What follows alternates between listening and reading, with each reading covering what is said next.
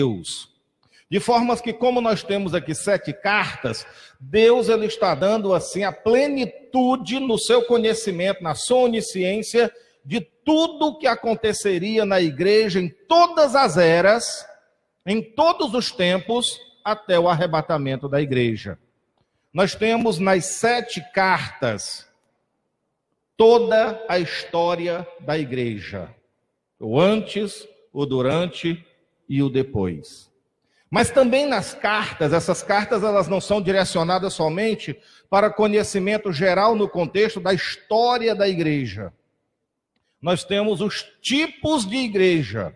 Nós temos a igreja Éfeso, nós temos a igreja Esmirna, nós temos a igreja Pérgamo, Tiatira, nós temos os modelos da igreja, tipos da igreja, e isso até de forma individual, se referindo a nós, como nós aprendemos nas 2 últimas quintas-feiras, que tem os crentes Éfeso, que são aqueles que são zelosos, trabalhadores, não negaram o nome de Jesus, mas, no entanto, abandonaram o primeiro amor. Falou conosco individualmente? Sim, muito claramente, diretamente. Não é isso? De formas que as cartas elas servem exatamente para isso, para nos dar um entendimento geral da igreja, da história da igreja, do contexto da igreja, para dizer os vários tipos de igrejas e também os vários tipos de crentes dentro da igreja. E hoje nós estamos entrando aqui na carta de Esmirna. Esmirna, essa palavra Esmirna, na sua etimologia, ela significa amargura. Tá certo? A raiz etimológica dessa palavra é mirra. Tá certo? Aquela substância amargosa, porém de cheiro muito agradável, tá certo? Que existe no Oriente Médio, é a mirra, tá certo? Então a palavra Esmirna, ela é derivada, portanto o seu significado é amargura. E por que nós temos uma igreja, tá certo, com o nome de amargura? Para o Senhor permitiu, deixou registrado, para nós entendermos, compreendermos, preste atenção, que o Senhor nos ama, que o Senhor ele tem os melhores planos para nós, que o Senhor ele fez o melhor por nós, mandando Cristo morrer por nós na cruz, e faz o melhor por nós, mas a igreja também está sujeita a sofrimentos. A igreja também está sujeita a amarguras, tanto de um modo geral, como de um modo individual. Isso quebra um pouco a ideologia da teologia da prosperidade, que diz que crente, se é crente, tem que ser só bênção e só vitória. Que nada de mal pode acontecer com o crente, nenhuma enfermidade pode chegar na casa do crente, nenhuma dificuldade financeira pode chegar na casa do crente, porque se o crente passa uma situação financeira difícil, porque se o crente adoece, porque se o crente está atribulado, é encosto, é demônio, tem que fazer parte das correntes de libertação, mas isso não é verdade. Pois a igreja primitiva não estava com encosto, a igreja primitiva estava cheia do Espírito Santo. E, no entanto, os crentes foram mortos, foram assassinados, serviram de entretenimento, diversão para os romanos nas arenas, no Coliseu Romano, foram comidos pelos leões, foram comidos pelos lobos, foram incendiados vivos. Se isso não é amargura, não podemos mais dizer o que é que pode ser. Portanto, queridos, hoje, atualmente, preste atenção, Esmirna continua existindo. Nós não temos Esmirna no Brasil, porque o Brasil é um país laico e temos liberdade de religião, liberdade religiosa, temos liberdade, as leis civis que nos dão condição de liberdade de culto. Nós não somos perseguidos por sermos cristãos aqui no Brasil, mas nós temos cerca de 50 nações no mundo e que o evangelho é totalmente proibido. Nós temos a China, um dos maiores países, uma das maiores populações do mundo, aonde o Partido Comunista persegue os cristãos e as famílias dos cristãos. O evangelho lá não é livre como é livre aqui no Brasil. Nós temos a Coreia, também a Coreia do Norte, em que lá o evangelho, país também comunista, em que o evangelho lá é totalmente proibido. Enquanto nós estamos aqui agora com essa liberdade de culto, de adorar, de cultuar, de conhecer a palavra, de servir a Deus, de andar com Bíblia, os nossos irmãos coreanos estão em campos de concentração, em trabalhos forçados por ser crente, por terem crido ou por terem sido pegos com uma Bíblia.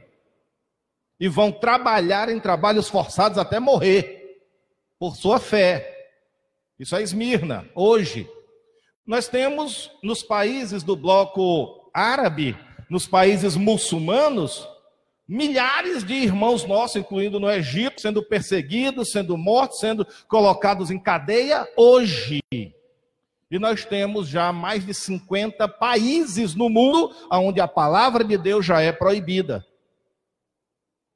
Então, aonde nós, brasileiros, não temos uma ideia disso, não entendemos isso direito, porque nós nascemos e estamos vivendo até hoje em total liberdade. Sim ou não? Sim, mas no mundo existe muita perseguição aos cristãos. E aqueles que estão sendo perseguidos, aqueles que estão perdendo a família. Essa semana assisti um filme evangélico, aonde contou a história de um irmão, de um crente, que por ser crente, teve que fugir por 12 anos do Partido Comunista Chinês. Perdeu a esposa, o filho, que é pequenininho na época, não aguentou a pressão da polícia e do Partido Comunista, acabou se suicidando, uma criança com 12 anos.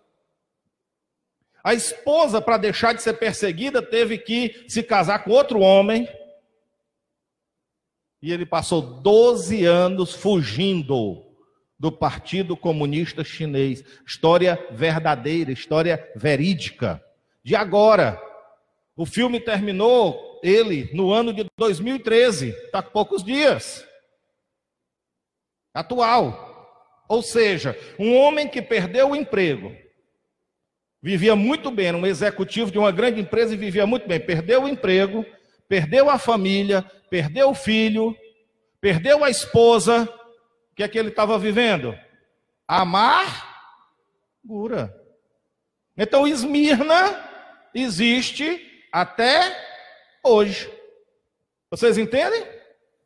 Como Éfeso existe até hoje. Como tem também no nosso meio, que mesmo aqui no Brasil, aqui no estado do Ceará, onde nós temos total liberdade de culto, liberdade religiosa, mas existem irmãs casadas com determinados homens, que a vida delas é uma amargura. Homens ímpios, homens brutos, homens que não conhecem a palavra, que não querem conhecer, que não querem saber de Deus, ainda querem proibir a esposa de servir a Deus. Ou não temos?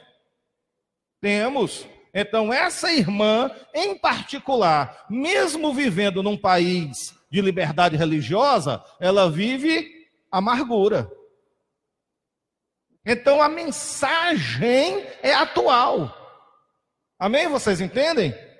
A mensagem de Esmirna, assim como a mensagem de Éfeso, é atual. Tanto para a igreja, de um modo geral, como para os crentes individuais. Amém, queridos? E nós, por melhor que nós estejamos em períodos, a qualquer momento também podemos entrar em Esmirna. É ou não é verdade? Glória a Deus. Então, essas cartas que foram ditadas pelo próprio Senhor Jesus Cristo são verdadeiras e atuais. Tá certo, querido? Hoje existe Esmirna na terra. corresponde à palavra mirra, como eu já falei. O período da igreja de Esmirna foi de 64 do ano 64 depois de Cristo até o ano 305. Portanto, nós temos mais de 250 anos de Esmirna, de amargura no período da igreja primitiva. Foi do ano 64 ao ano 305. E durante esse período, houve em Roma 10 imperadores.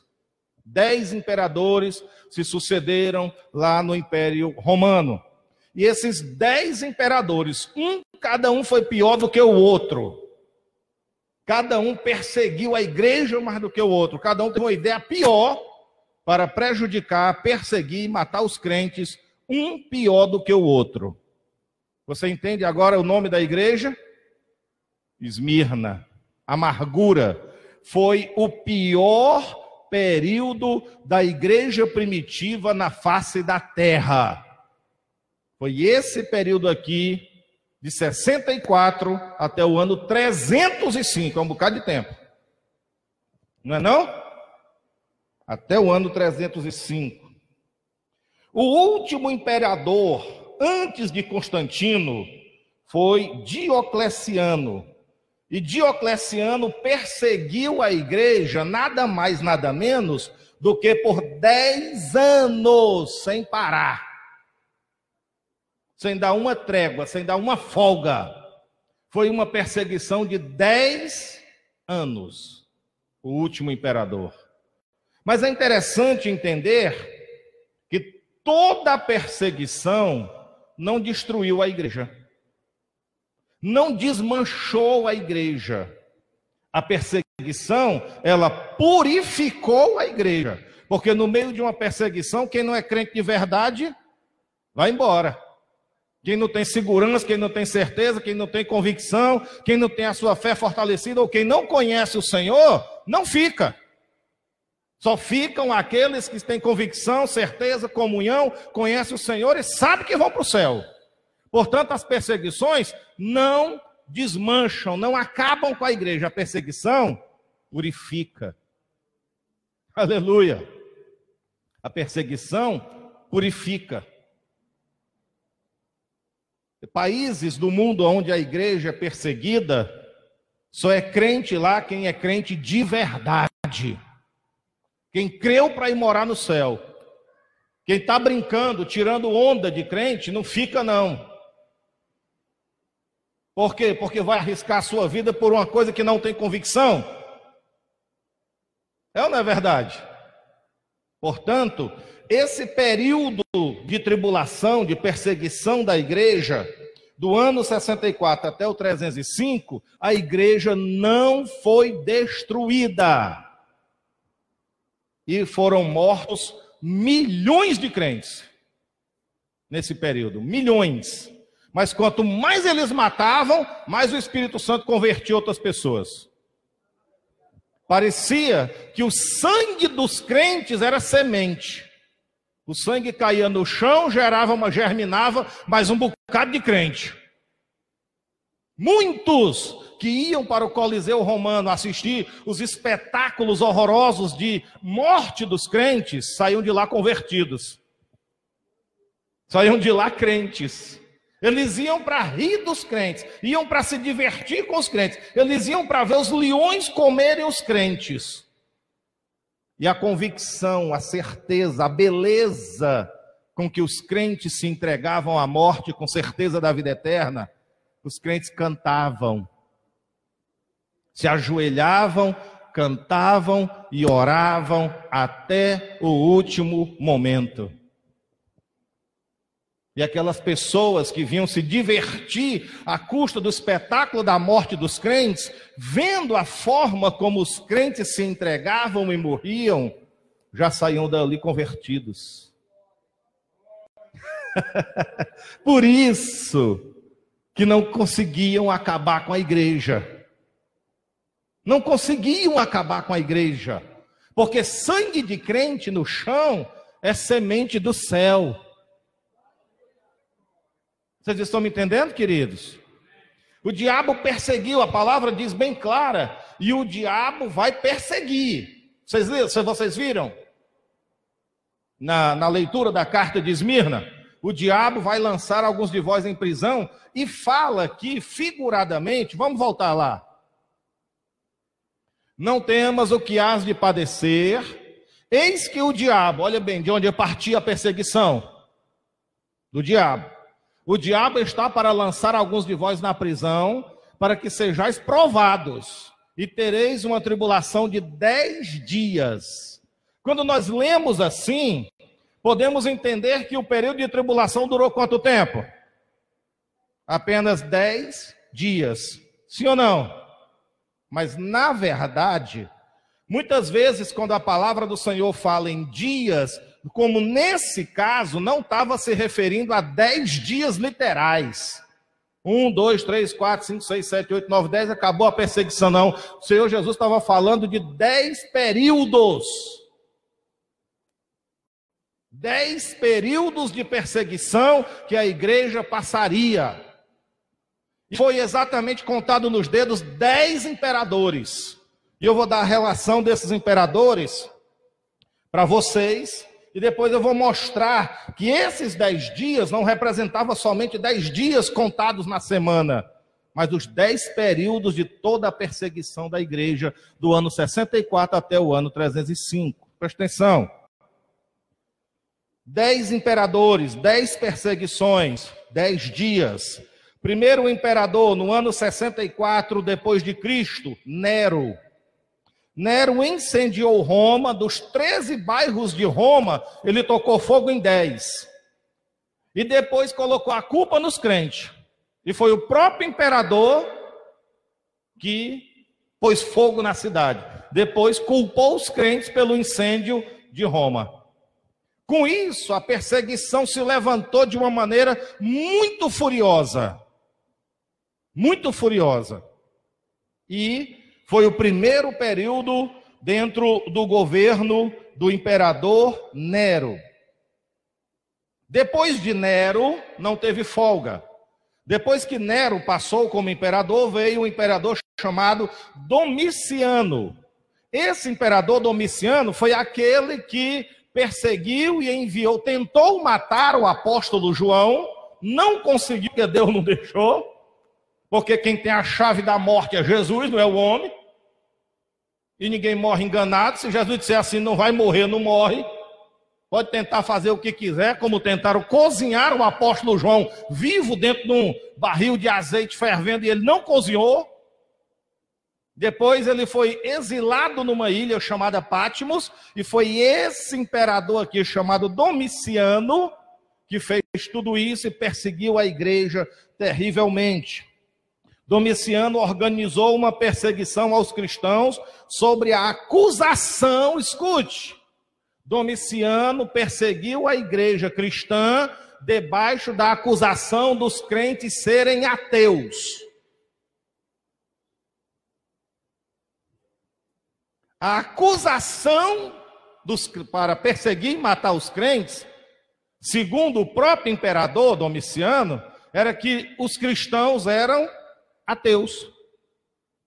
De formas que eles, por serem ateus, os cristãos por serem ateus, atraíam má sorte para o império. E por que que os crentes eles eram considerados ateus? Porque não acreditavam no imperador como um deus e não acreditavam no panteão dos deuses romanos e gregos. Só acreditavam no Deus vivo e em seu Filho Jesus Cristo. Portanto, na religião deles, os crentes eram o quê? Deu para entender? Segundo a religião deles, os crentes eram ateus. Então, quando eles perseguiam e matavam os crentes, eles estavam perseguindo e matando os ateus. E foi esse indivíduo que perseguiu João, mandou João para a ilha de Patmos no ano 96 depois de Cristo. E ele colocou João lá para morrer, exilado na ilha de Patmos. Um ano depois da revelação do Apocalipse, Jesus trouxe João de volta, e quem morreu não foi o apóstolo João, foi ele, Domiciano. Tá Tá certo? Então, depois de Domiciano, se foi colocado no governo de Roma um imperador chamado Trajano. Trajano foi de 98 a 117 depois de Cristo e considerou o cristianismo uma religião ilegal. Era proibido ser cristão. E a lei era a seguinte: os cristãos não tinham direito a emprego, os cristãos não tinham direito a ter casa própria, e os cristãos não tinham autoridade sobre os seus próprios filhos. Filho de cristão automaticamente se tornava escravo romano. Que coisa, hein? Era uma religião ilegal, considerada ilegal pelo governo. Mas isso também não destruiu a igreja. Fortaleceu a igreja. Glória a Deus. Foi quando a igreja começou a descer para as catatumbas de Roma. Foi morar debaixo da cidade, aonde eles colocavam lá os mausoléus, os corpos. Catatumba é cemitério. Os cristãos foram morar no cemitério que ficava embaixo da cidade, em cavernas. Nessa época, houve crentes que nasceram, se criaram e morreram sem ver a luz do sol. Porque se nasceram debaixo da terra, se criaram e morreram. Você já imaginou? Estou falando de quem? De crentes. Olha para você agora. Olha essa bênção, olha a moleza da tua vida.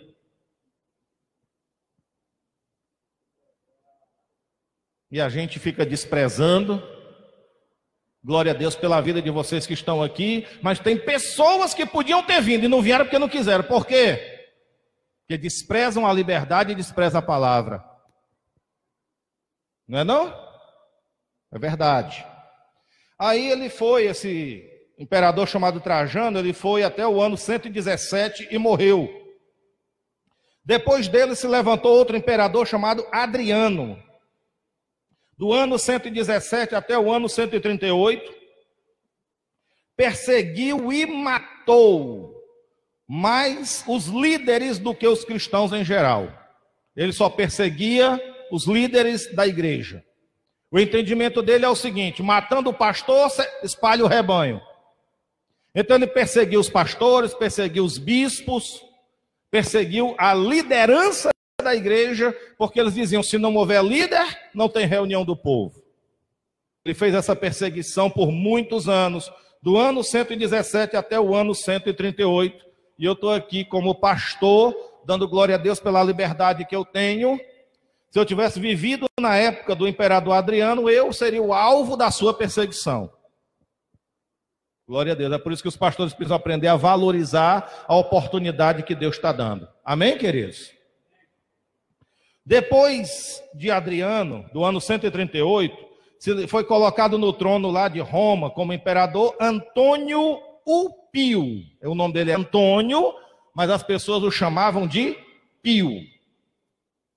Foi do ano 138 até o ano 161, manteve a lei do martírio. Ou seja, a lei do martírio era: qualquer que matasse um cristão não era considerado assassino. E aí? O negócio era estreito, não era? Qualquer um que matasse um cristão, a lei, por lei, qualquer um que matasse um cristão estava fazendo um favor ao imperador. Matava-se o cristão, tinha direito de tomar os seus bens, tomar a sua casa, tomar as suas coisas, tomar o seu comércio. Era como quem tinha matado um cachorro, jogava lá para ser recolhido no meio do lixo, e tudo aquilo que era do cristão passava a ser daquele que assassinou o cristão, e isso não era contra a lei, ele estava fazendo um favor ao império. E aí, irmãos?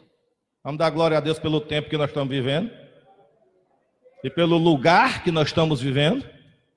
Amém? O Brasil não é um paraíso não, mas pelo menos temos liberdade de servir a Deus. Não é verdade, queridos? E o pessoal estão pegando essa liberdade e estão bagunçando o evangelho. bagunçando tudo aí. Aí depois de Antônio Pio ele foi assassinado ele foi o assassino de um discípulo de João chamado Policarpo. Policarpo foi bispo em Esmirna no tempo de Antônio Pio. E ele foi assassinado na arena, no Coliseu Romano, a mando desse imperador que ficou assistindo o espetáculo. E esse imperador mandou chamar o bispo Policarpo, que era o bispo de Esmirna, da cidade de Esmirna, para que ele negasse Jesus. E ele disse na presença do imperador e dos senadores que há mais de 80 anos, 84 anos, ele servia ao Senhor e Jesus nunca tinha feito nada de mal com ele. E não era agora que ele ia negar o Senhor e que ele ia glorificar o Senhor com a morte dele. Aleluia. Segurança, convicção, certeza. Amém, queridos? Foi morto no Coliseu Romano, como espetáculo. Foi Antônio Pio que matou o Policarpo. Marco Aurélio veio depois de Antônio Pio, em 161 a 180. Foi muito cruel e bárbaro com os cristãos, de um modo geral. Esse imperador chamado Marco Aurélio, que é considerado na história um homem culto, um poeta, e tanta coisa boa se fala de Marco Aurélio, você pode conhecer a história romana, dos imperadores romanos, que Marco Aurélio se destaca como um tempo áureo do seu governo, um tempo bom em que Roma evoluiu, que Roma teve cultura e que não sei o quê. Ele gostava, desse cidadão, ele gostava de iluminar as ruas de Roma com tochas vivas, cristãos pegando fogo. Ele mandava amarrar os cristãos em estacas, assim como tem postes na rua, nós não temos postes de iluminação na rua. Ele recolhia os cristãos, mandava amarrar os cristãos com arame em estacas, banhava os cristãos com piche, e quando estava anoitecendo, ele mandava tocar fogo e a cidade ficava iluminada, com tochas humanas de cristãos. Que coisa, hein? A gente fica assim meio horrorizado, não fica? Nós estamos falando de gente, viu, irmãos? Irmãos nossos. Nós vamos encontrar com esse povo no céu, né? Nós vamos encontrar com esses homens e mulheres, esses mártires no céu. Será que nós não vamos ficar com vergonha na presença deles? Da bagunça que estão fazendo do evangelho hoje? Glória a Deus. Marco Aurélio foi bárbaro. Depois dele, se levantou outro imperador chamado de Sétimo Severo. Sétimo Severo foi imperador do ano 193 até o ano 211. Perseguiu de forma severa. Esse imperador Sétimo Severo jurou diante do Senado romano que ia apagar o nome de Cristo da face da terra. Ele disse: eu vou apagar o nome de Cristo. Depois de mim, Cristo não existirá mais. Esse nome será banido da terra, será esquecido. Eu vou apagar o nome de Cristo. Eu acho que ele não conseguiu. Nós estamos aqui em nome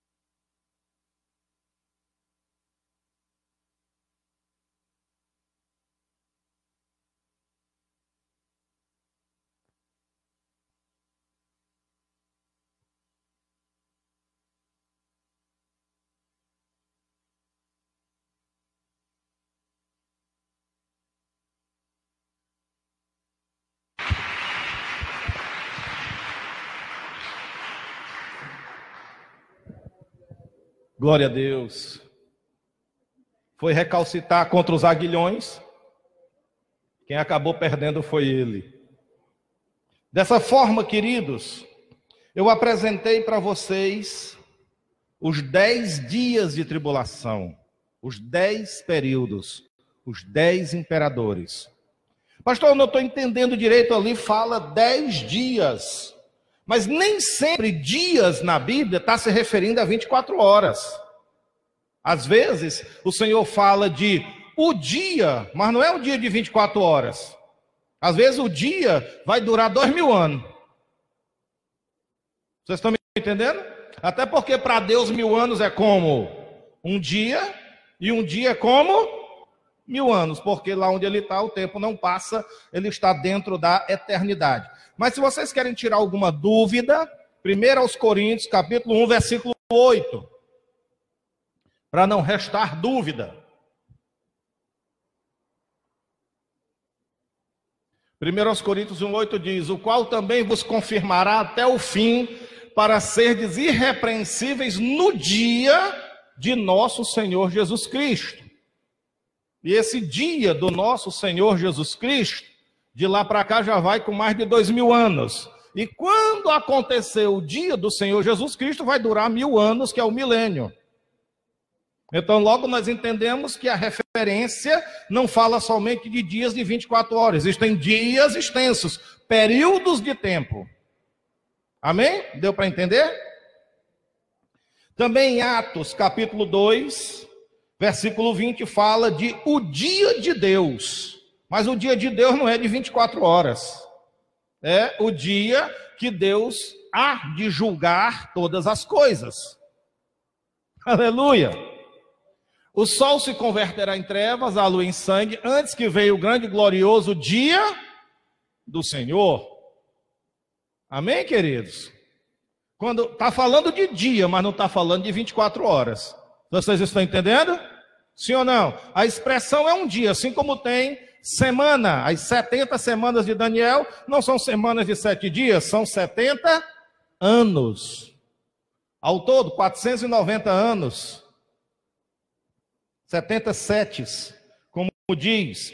E ainda para terminar, falando do dia, 2 de Pedro, capítulo 3, versículo 12, fala de o dia mais comprido que existe. Que dia é esse? Aguardando e desejando ardentemente a vinda do dia de Deus, em que os céus em fogo se dissolverão e os elementos ardendo se fundirão, e esse dia é o dia da eternidade, porque depois disso, Deus fará nova todas as coisas, e será a eternidade chamado de o dia de Deus, e não é de 24 horas. Deu para entender? Sim ou não? Glória a Deus. Capítulo 2, versículo 10, voltando à carta de Esmirna.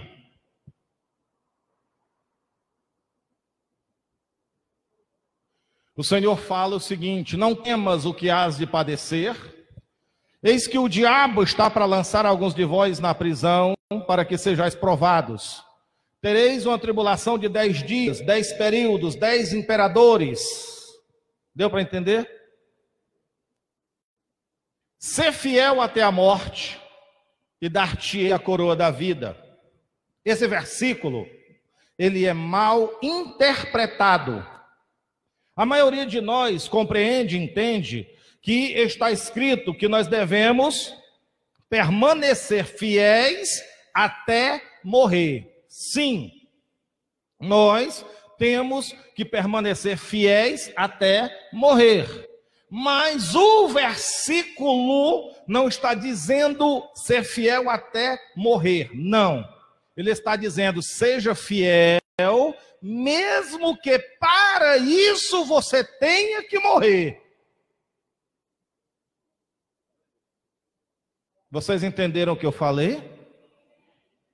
Mesmo que a sua fidelidade custe a sua vida, se você permanecer fiel e perder a sua vida, você ganhou a coroa da vida. É ser fiel.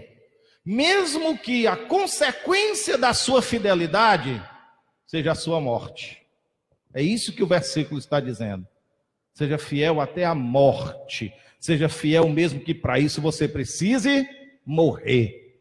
Mas permaneça, porque se você morrer fiel, você tem direito à coroa da vida. E quando fala em coroa da vida, está falando de o prêmio dos vencedores.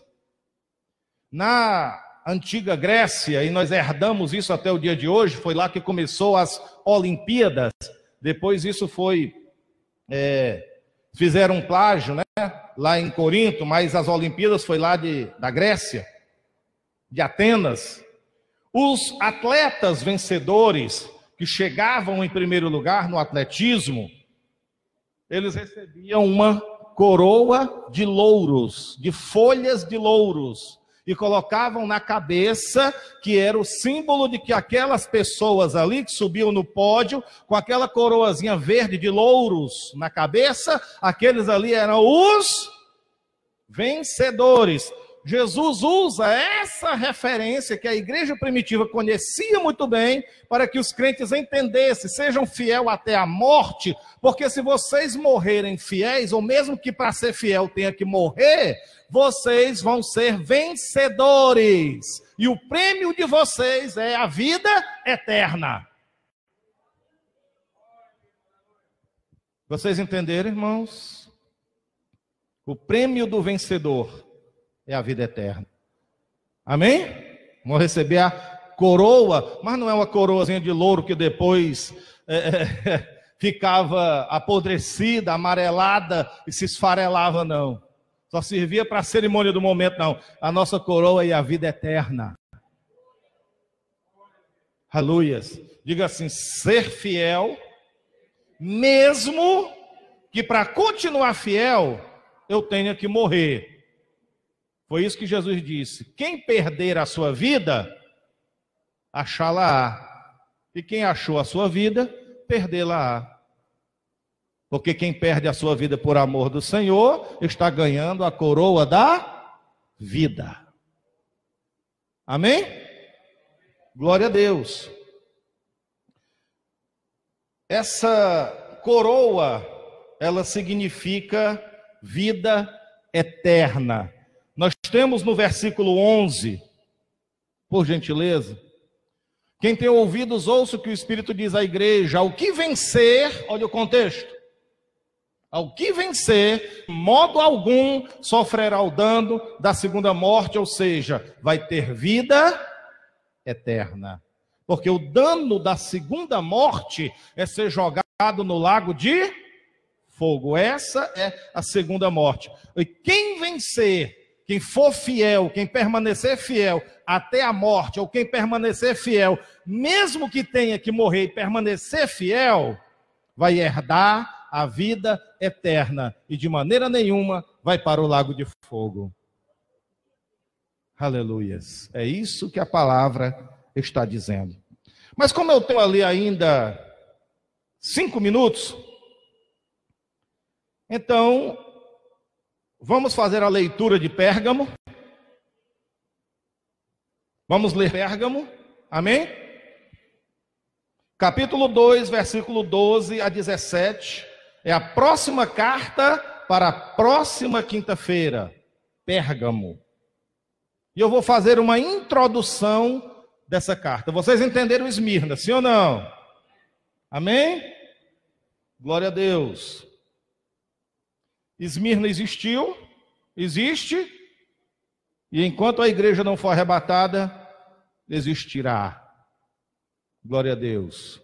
Tanto como período histórico, como representando a igreja, sofrimentos, amarguras, como a vida dos crentes individuais. Glória a Deus. É uma mensagem atual. Esmirna. Agora nós vamos para Pérgamo.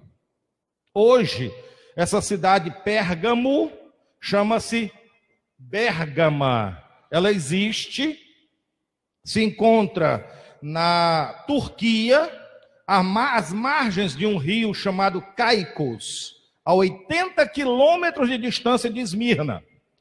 Pérgamo, hoje não tem o nome de Pérgamo, mas é parecido, chama-se Bérgama. E essa cidade pode ser visitada hoje lá na Turquia, porque ela existe até hoje, só mudou de nome.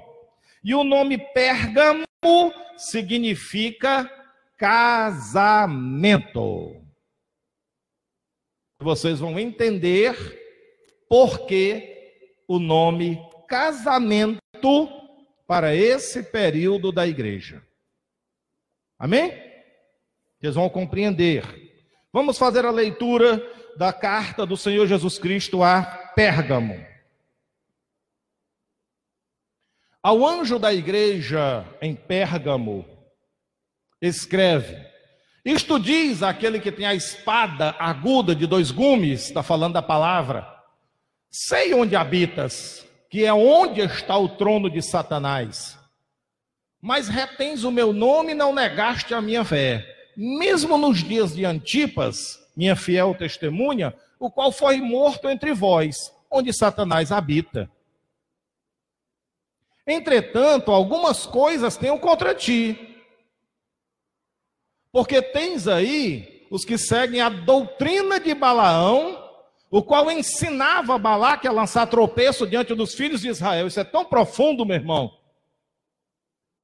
Introduzindo-os a comerem das coisas sacrificadas a ídolos e a se prostituírem. Doutrina de Balaão, em Pérgamo.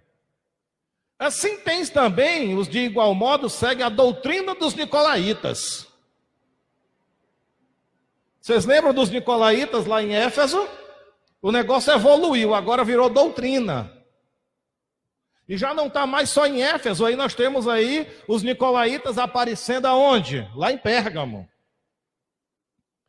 Arrepende-te, pois, senão virei a ti em breve, e contra ele batalharei com a espada da minha boca, te destruirei com a palavra. Quem tem ouvidos, ouça o que o Espírito diz às igrejas: ao que vencer, darei o maná escondido. Olha que coisa linda, eu vou falar sobre isso depois. Quinta-feira que vem, o maná escondido tem um significado espiritual tremendo. E lhe darei uma pedra branca, aleluia. E na pedra um novo nome escrito, o qual ninguém conhece, senão aquele que recebe. Absorvição, depois eu falo sobre isso. Introdução: Pérgamo representa a igreja mundana. Pérgamo representa o período depois do último imperador Sétimo Severo. Tivemos um outro imperador antes de Constantino. Foi o pai de Constantino que foi imperador. E Constantino, imperador de Roma, parou de perseguir a igreja. Constantino foi a uma batalha, preste atenção, estou falando de história. Foi a uma batalha, uma guerra, e essa guerra estava perdida territorialmente, numericamente e estrategicamente. Constantino estava perdido. Constantino era um general na época, ainda não era um imperador, e ele e os seus soldados estavam em desvantagem, e eles iriam perder a batalha. E diz a história que à noite Constantino teve um sonho, e nesse sonho ele olhava para o céu claro e via a imagem de uma cruz no céu. E quando ele via aquela imagem daquela cruz, uma voz falou com ele e disse: por esse símbolo vencerás. Então, no outro dia, Constantino mandou que todos os soldados que estavam com ele naquela batalha, que iriam enfrentar aquela guerra, pintassem uma cruz nos seus escudos e nas suas armaduras. E eles pintaram essas cruzes nos seus escudos e nas suas armaduras, e de uma forma, segundo o que conta a história milagrosa, Constantino não perdeu a guerra. E ainda chegou a ser imperador. De formas que a partir daí, Ele entendeu que Deus estava dizendo que a religião verdadeira era a cristã, que o símbolo era a cruz. E então, a partir daí, Constantino parou de perseguir a igreja. Proibiu a perseguição da igreja, proibiu a matança dos crentes, deu fim a toda aquela perseguição e começou a fazer leis protegendo os crentes. Embora ele mesmo não tenha realmente se convertido, pois só foi ser batizado nas águas quando estava para morrer de velho. Mas, pelo menos, ele parou com a matança, o assassinato e a perseguição dos cristãos. Nós podemos até dizer, tivemos a narrativa de 10 períodos de tribulação e de perseguição por 10 imperadores. Agora entrou um imperador que se dizia simpatizante ou se dizia cristão e parou a perseguição. Nós podemos dizer, puxa vida, pastor, glória a Deus, graças a Deus. Que bênção, que coisa maravilhosa. Os nossos irmãos puderam respirar aliviado, puderam viver as suas vidas, puderam viver a sua fé, o seu cristianismo. Tudo parece que foi muito bom, mas não foi. Enquanto a igreja foi perseguida pelos 10 imperadores, de 64 a 305, a igreja era pura, a igreja tinha doutrina, a igreja seguia a palavra, a igreja era apostólica, e só era crente, só professava a fé quem estava disposto a ser fiel até morrer. Mas quando Constantino abraçou supostamente a fé e a perseguição parou, ele abraçou a fé cristã com o Estado, com o governo romano. E isso foi uma das piores coisas que aconteceu na história da igreja cristã. Por isso, essa carta chama-se casamento, porque foi o período em que a igreja se casou com o mundo. Foi o período que a igreja se casou com a política. Foi o período que a igreja perdeu a sua identidade, seu poder espiritual, abandonou a palavra e, por último, virou as costas para Cristo. Pérgamo, casamento. É a próxima carta do seminário do Apocalipse, se o Senhor permitir, próxima quinta-feira. E nós temos muito a falar, porque o período histórico dessa igreja é do ano 313 até o ano 600. Quando, bem próximo da reforma que Deus começou a fazer dentro da própria igreja prostituída. E nós vamos entender esse período, nós vamos entender esse tempo na próxima quinta-feira. Amém?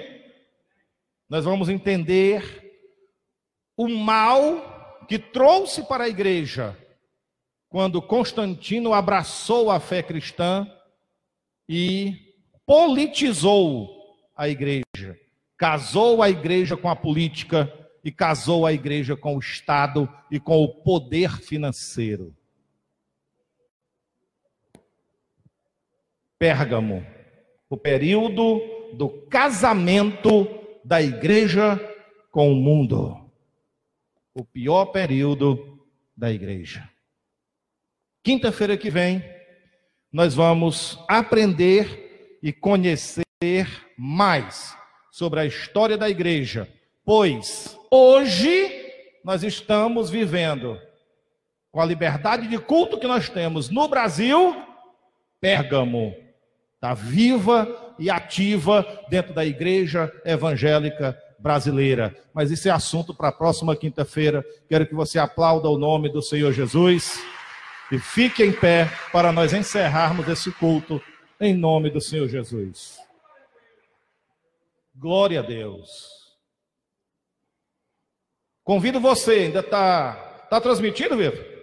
Quero convidar os amigos e irmãos aí do Face e também que estão acompanhando pela Palavra Viva FM para estar conosco agora no próximo domingo, a partir das 18 horas, grande culto da Palavra Viva, ministração da Palavra de Deus. Se você puder, venha assistir, venha estar conosco. Grande culto de louvor, adoração e palavra do Senhor ministrada, domingo a partir das 18 horas. E quinta-feira que vem, a continuação do Seminário do Apocalipse. Que Deus abençoe os irmãos da internet que estão nos acompanhando em nome do Senhor Jesus. Graça e paz. Vamos orar para nós irmos para casa? Amém? Qual é a reflexão pessoal que nós tiramos? Qual igreja que nós somos hoje? Éfeso, a que abandonou o primeiro amor. Esmirna, a sofredora, mas que não nega o nome de Jesus. Ou Pérgamo, a que esfriou de forma tão grande na fé, que se misturou, que se casou com o mundo. A irmã disse as três. Fecha os teus olhos, vamos orar e vamos para casa, para cumprir o horário. Pai querido e amado, Deus vivo, Deus eterno, eu quero te agradecer, ó Deus, por tão grande riqueza da tua palavra. A ti, Senhor, toda honra, glória, louvor e exaltação. Pois sem o Senhor nós nada temos, nada somos e nada podemos fazer. Senhor, cada palavra que foi ministrada, que foi dita, foi pelo dom do Espírito Santo. Portanto, ó Pai, não existe glória para o homem, pois sem o Senhor, meu Deus, nós não somos nada. Eu dou a Ti, Senhor, e toda glória, honra, louvor e exaltação, por todo o povo que chegou até aqui, por cada louvor, adoração e por essa palavra que foi ministrada, que o Senhor nos ensinou tão maravilhosamente nessa noite. Pai, venha fortalecer a fé da tua igreja, venha fortalecer a fé do teu povo, venha ajudar aqueles que estão fracos, que estão se sentindo enfraquecidos na fé, que estão sem força, sem ânimo. Fortalece, meu Pai, a fé dessa mulher, desse homem, ajuda. Eu sei que o Senhor não desiste dessa vida. Eu sei que essa vida te pertence, essa vida te é preciosa, e que o Senhor está dizendo que não desiste dessa alma. Então ajuda, dá graça, fortalece, dá forças. Tem pessoas aqui passando tribulações, meu Senhor, na família, no lar. Mas tem pessoas aqui passando tribulação em si mesmo, internos, de fraqueza, de dúvida, Senhor. Então ajuda, meu Pai, são teus, são tuas vidas, tuas ovelhas, teu rebanho, teu povo. Foi o Senhor que morreu por eles, foi o Senhor que pagou o preço por eles, foi o Senhor que derramou o seu sangue na cruz por eles. Ajuda, meu Pai, socorre essa jovem, esse jovem, esse homem, essa mulher. Segura na mão, não deixa desistir não, Senhor. Não deixa olhar para trás, não deixa desistir. Ajuda, meu Pai, porque custaram teu sangue, as tuas dores, a tua aflição naquela cruz. Então que cada um seja fortalecido na graça, e que toda frieza, fraqueza, desânimo, caia por terra em nome de Jesus, na vida de cada um que está aqui. Aleluia! E que toda perseguição do diabo, toda perseguição satânica seja repreendido agora. Eu te repreendo, demônio, você que está perseguindo esse irmão e essa irmã, você que está colocando esses maus pensamentos, você que jogou esse manto de frieza, eu te repreendo agora. Aleluia! Em nome de Jesus, todo mal, toda enfermidade, toda seta maligna na mente, no corpo, toda seta seja quebrada agora, em nome de Jesus, no mundo espiritual, Senhor. Essas vidas são tuas, Pai. Lava-nos no teu sangue, no sangue de Jesus. Cobre-nos no sangue de Jesus, Pai. Leva-nos em paz, dá-nos uma noite de paz e uma continuação, Senhor, de final de semana guardado e abençoado por Ti. Pois eu, como teu servo, teu representante no altar, eu abençoo essas vidas. Seja abençoado. Levanta a tua mão, recebe essa bênção. Eu abençoo sua vida. Eu declaro em nome do Senhor Jesus Cristo Em nome do Senhor Jesus Cristo, que você é forte na fé. Eu declaro em nome de Jesus que você não vai desistir, que você não é derrotado. Derrotado é teu inimigo, é Satanás. Você vai permanecer de pé, uma bênção e vai dar fruto. Em nome de Jesus. Que o Senhor abençoe a tua casa, que o Senhor abençoe a tua família, que o Senhor abençoe os teus familiares que já são crentes, salve os que não são. Que o Senhor abençoe os casamentos, noivados, namoros. Que o Senhor abençoe a tua vida, em nome do Senhor Jesus. E que todos os planos de Satanás, todas as palavras de maldição, toda maldição hereditária seja quebrada, desmanchada, em nome de Jesus. Você é um vencedor. O Senhor vai te sustentar até o fim, em nome de Jesus, pois eu creio que o teu nome está escrito no livro da vida. E como servo do Senhor, eu abençoo a tua vida, em nome do Senhor Jesus. O amor de Deus, o nosso Pai, a graça do Senhor Jesus Cristo, a comunhão e as consolações do Espírito Santo, seja com todo o povo de Deus. E o povo de Deus abençoado nessa noite, diga amém. Aplauda ao Senhor em nome de Jesus. Quando você der a mão para o irmão, você vai dizer: o Senhor é a tua força. Dê a paz do Senhor assim: o Senhor é a tua força, a paz do Senhor. Vá na paz. Os irmãos que têm carro, abençoe e ajude, dê carona para os irmãos. Que o Senhor abençoe todos.